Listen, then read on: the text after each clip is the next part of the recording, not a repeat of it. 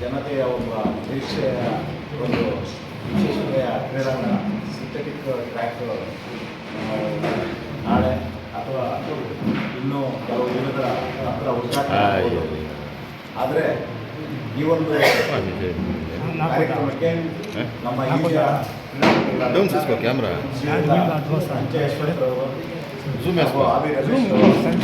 ಹಾಗೂ ಜಗನ್ ಅವರು ಹಾಗೆಯೇ ನಮ್ಮ ಕಾಶಿ ಮತ್ತು ಮೈಸೂರು ಅಥ್ಲೆಟಿಕ್ ಅಸೋಸಿಯೇಷನ್ನ ಇಂದಿನ ಕಾರ್ಯದರ್ಶಿಗಳಾದಂಥ ಶ್ರೀಯುತ ಜಯದೇವರ ಸಮ್ಮುಖದಲ್ಲಿ ಈ ದಿನ ಒಂದು ಕ್ರೀಡಾಂಗಣವನ್ನು ವೀಕ್ಷಣೆ ಮಾಡೋದಕ್ಕೆ ಎಲ್ಲರೂ ಬಂದಿದ್ದಾರೆ.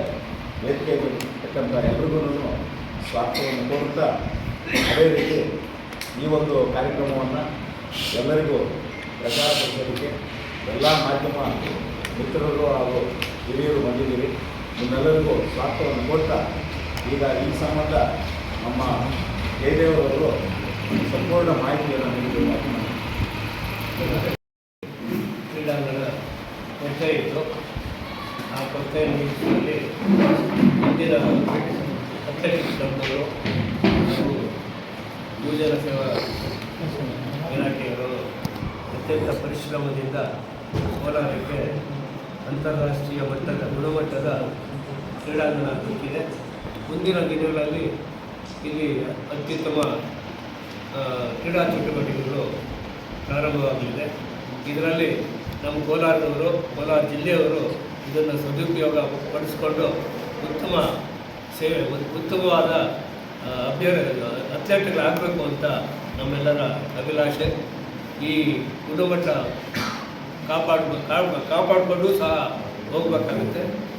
ಈ ಕಾರ್ಯಕ್ರಮ ಮುಂದಿನ ದಿನಗಳಲ್ಲಿ ಅತ್ಯಂತ ಯಶಸ್ವಿ ಆಗಲಿ ಅಂತ ನಾನು ಹಾರೈಸ್ತಾ, ಈ ಕೋಲಾರಕ್ಕೆ ಮುಂದಿನ ದಿನಗಳಲ್ಲಿ ಅಥ್ಲೆಟಿಕ್ನವರು ಅತ್ಯಂತ ಇಂದಿನ ಎಲ್ ರಾಮರಾವ್ ಅವಧಿಯಲ್ಲಿ ಅಥ್ಲೆಟಿಕ್ನಲ್ಲಿ ಕೋಲಾರ ಜಿಲ್ಲೆ ಅತ್ಯಂತ ಹೆಸರುವಾಸಿಯಾಗಿತ್ತು. ಆ ಹಿಂದಿನ ಗಳಿಕೆ ಮತ್ತೊಮ್ಮೆ ಬರಲಿ ಅಂತ ನಾನು ಆಶಿಸ್ತಾ ನನ್ನೊಂದು ಎರಡು ಮಾತು ಮುಗಿಸ್ತೀನಿ.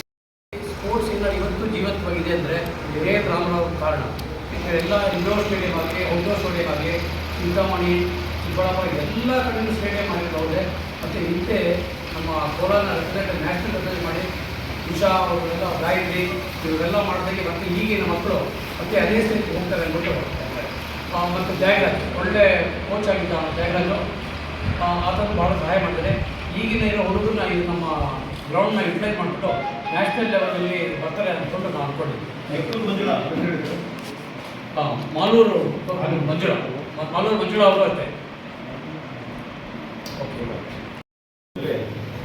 ಬರೀ ಮಣ್ಣಿ ಟ್ರ್ಯಾಕ್, ಆ ಮಣ್ಣಿನ ಟ್ರ್ಯಾಕ್ನಲ್ಲಿ ನಾವೆಲ್ಲ ಸುಮಾರು 85ರ ದಶಕದಿಂದ, ನಾನು ಇಲ್ಲಿ ಸುಮಾರು 84ರಿಂದ ಈ ಸ್ಟೇಡಿಯಮಲ್ಲಿ ನಾನು ಪ್ರಾಕ್ಟೀಸ್ ಮಾಡಿದ್ದೀನಿ. ಹಾಗೆಯೇ ಸುಮಾರು 300 ಜನ ಮಕ್ಕಳನ್ನು ನಾವು ಇಲ್ಲಿ ತರಬೇತಿಯನ್ನು ಮಾಡ್ತಾಯಿದ್ವಿ. ಅದಕ್ಕೆ ಕ್ರೀಡಾಕೂಟಕ್ಕೆ ಬಹಳ ಹೆಚ್ಚಿಗೆ ಪ್ರೋತ್ಸಾಹ ಕೊಟ್ಟಿದ್ದು ನಮ್ಮ ಸಂಜಯ್ ದಾಸ್ ಗುಪ್ತಾ. ಅವ್ರ ಕಾಲದಲ್ಲಿ ಒಂದು ಸ್ವಲ್ಪ ಇಲ್ಲಿ ಅಥ್ಲೆಟಿಕ್ಸ್ ಸ್ಟಾರ್ಟ್ ಆಯಿತು. ಆ ಕಾಲದಲ್ಲಿ ಸ್ವಲ್ಪ ನಾವು ಅವತ್ತು ಎಲ್ಲರನ್ನೇ ಬೇಡ್ಕೊಳ್ತಾ ಇದ್ವಿ. ಬೆಂಗಳೂರು 60 ಕಿಲೋಮೀಟರ್ ದೂರದಲ್ಲಿದ್ದೀವಿ ನಾವು, ಒಂದು ಸಿಂಥೆಟಿಕ್ ಟ್ರ್ಯಾಕ್ ಆಗಲಿಲ್ಲ, ನಾವು ಈ ಮಡ್ ಟ್ರ್ಯಾಕಲ್ಲಿ ಪ್ರಾಕ್ಟೀಸ್ ಮಾಡ್ತಾ ಇದ್ದೀವಿ ಅಂತ.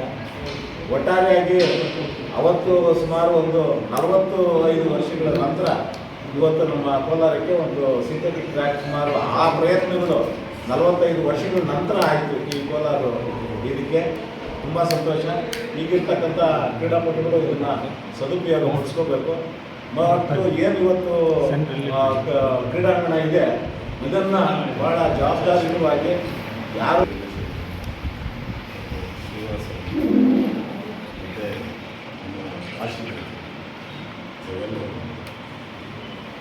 ಭಾಳ ಕ್ರೀಡಾಂಗಣದ ಬಗ್ಗೆ, ಕ್ರೀಡೆಯ ಬಗ್ಗೆ ಮತ್ತು ಈ ಜಿಲ್ಲೆಯ ಹಳೆ ಕ್ರೀಡಾಪಟುಗಳ ಬಗ್ಗೆ ಭಾಳಷ್ಟು ತಿಳಿಸಿಕೊಂಡು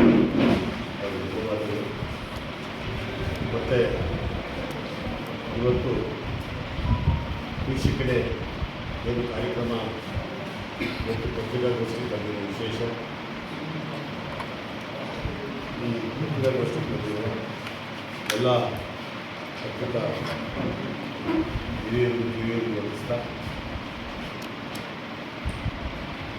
ಇವತ್ತು 45ನೇ ವರ್ಷದ 45 ವರ್ಷದ ಅಲ್ಲ 45 ವರ್ಷ 46 ವರ್ಷ ನಾವು ಕರ್ನಾಟಕ ಅಥ್ಲೆಟಿಕ್ ಅಸೋಸಿಯೇಷನ್ನ ಅಮೆಚೂರ್ ಅಥ್ಲೆಟಿಕ್ ಅಸೋಸಿಯೇಷನ್ ಇದ್ದಾಗ ಶ್ರೀನಿವಾಸ್ ಮಾಸ್ಟರ್ ಹೇಳಿದಂಗೆ ಇಲ್ಲಿ ಭಾಳ ಕೊರತೆ ಇತ್ತು. ಜಿಲ್ಲೆಯಲ್ಲಿ ಭಾಳ ಸ್ಪರ್ಧೆ ಇತ್ತು. ಕ್ರೀಡಾಂಗಣದಲ್ಲಿ ಓಡಬೇಕಂದ್ರೂ ಈ ವ್ಯವಸ್ಥೆಯನ್ನು ರಾಮಚಂದ್ರ ಅವರಾಗಬಹುದು, ನಮ್ಮ ಆರ್ ರಮೇಶ್ ಅವರಾಗಬಹುದು, ವಿಜೇಶ್ವರ ಭಾಳಷ್ಟು ವ್ಯವಸ್ಥೆಗಳಲ್ಲಿ ಬ್ಯಾಸ್ಕೆಟ್ಬಾಲ್